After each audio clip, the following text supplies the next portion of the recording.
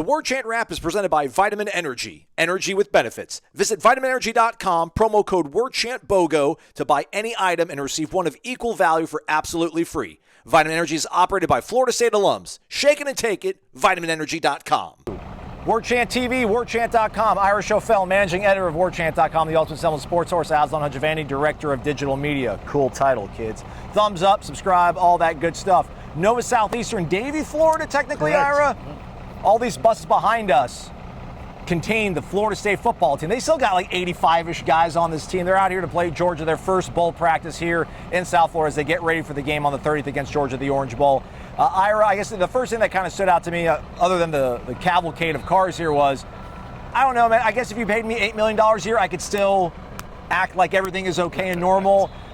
Mike Norvell, Adam Fuller, I mean, the coaches are doing every single thing we've ever seen from them, whether it was week 1, week 6, ACC championship, or this bowl game. They're still dialed in. Yeah, I think it's like if you're in a family situation and maybe your parents are having some tough times, but everybody tries to act like everything's fine.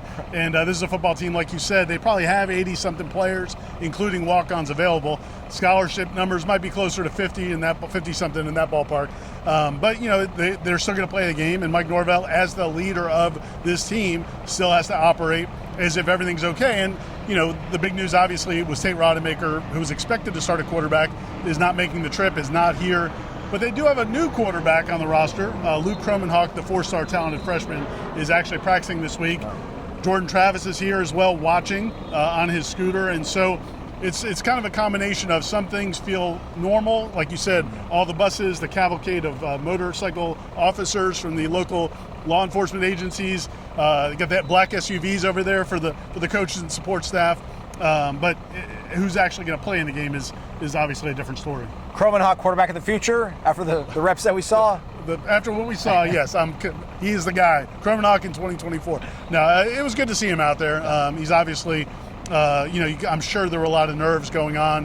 His first practice, Tony Tokar's quarterback's coach was, trying to kind of talk him through some things and calm him down a little bit.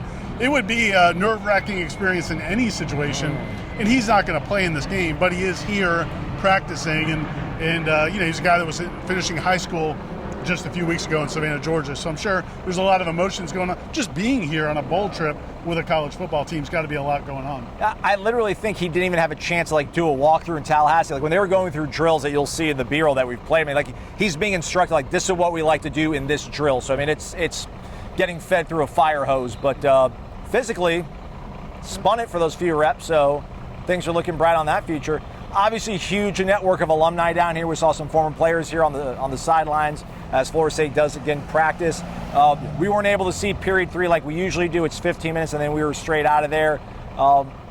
Seemingly, though, I feel like the defense still has most of its shape, though. So I guess, and that's kind of what led the day in those last few games of the season. So if you want something to hold on to, it just seems like at least the defense, we think, hopefully able to rise up for most of the 60 minutes, we would hope. Yeah, I mean, if you're watching this, you guys already know a lot of the top playmakers on offense have already opted out. They're getting ready for the NFL. The Johnny Wilsons and Jaheim Bells and Trey Bensons and a lot of those guys, and some other offensive players have gone into the portal as well, including Tate Rodemaker. But defensively, that's where the bulk of the team is still pretty well intact. We'll see what it looks like against Georgia, but at least that does give you a fighter's chance.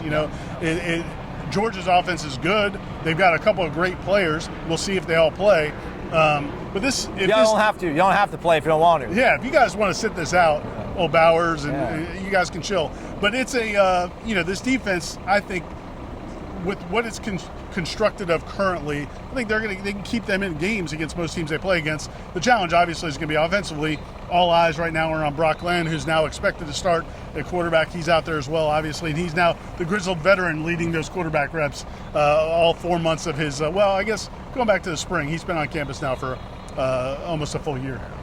There's 6 billion people on this planet, Ira, so I don't know who's got the good and the bad karma and if they're living a life that they deserve or don't deserve, but it's hard to imagine that there's any person less deserving of the fate they've been handed the last 3 weeks than Mike Norvell. When we spoke to him, he mentioned that the previous 2 weeks were the hardest 2 weeks of his coaching life, maybe.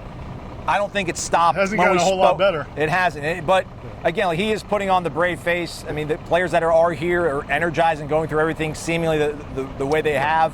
I guess, is it a testament just to his consistency or his approach, just the fact that he still is seemingly giving everything he has to this program in this moment. Yeah, I mean, I think any leader would try to do this, but especially him, because that is kind of such a big part of his message as a leader, is the response, and how you control what you can control, how you handle situations is what defines you. It's not those situations. So it would be really hypocritical and hollow if he were to be walking around like, woe is me, how did I end up in this situation?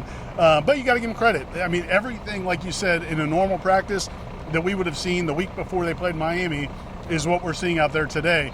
He started the practice by racing the defensive lineman. He was taunting Dante Anderson, who's from Homestead, Florida, that he beat him in his hometown in their race, and Dante said no, that's not true. But he's still doing the race, still coaching up guys. We'll have clips from the beginning of practice where he's as intense as ever. His position coaches and coordinators are as intense as ever.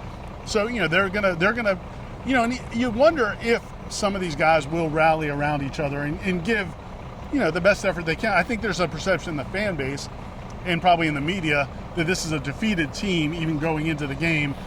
You'd like to think maybe they'll rally around each other. Yeah, we'll see. As you mentioned, good to see Jordan around here, all the other familiar faces. So we'll speak to Alex Atkins and a lot of the guys on offense tomorrow morning. And I think we also get Georgia defensively. They're Glenn Schulman, their defensive coordinator, and some of their players. So we'll have continuing coverage down here.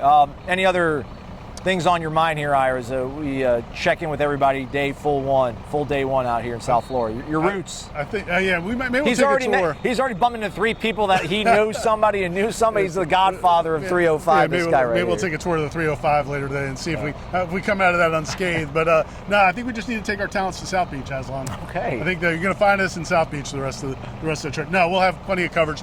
I'll have stories. Aslan's got videos coming. And like you said, we'll have a lot of interviews starting tomorrow, leading up to press conferences with Mike Norvell and Kirby Smart and others in the programs. And we are keeping a pulse on the transfer portal, everybody. Trust us. So wouldn't it be bad time to drop some good news? Cam Moore, DJ Uiagalelei, whoever's out there that's interested. So stay connected to warchant.com, portal coverage, recruiting coverage, and game coverage of the Orange Bowl, the 90th Orange Bowl between Georgia and Florida State down here in South Florida. For Ira, I'm Aslan. Thanks for watching. Hit that thumbs up on the way out, please.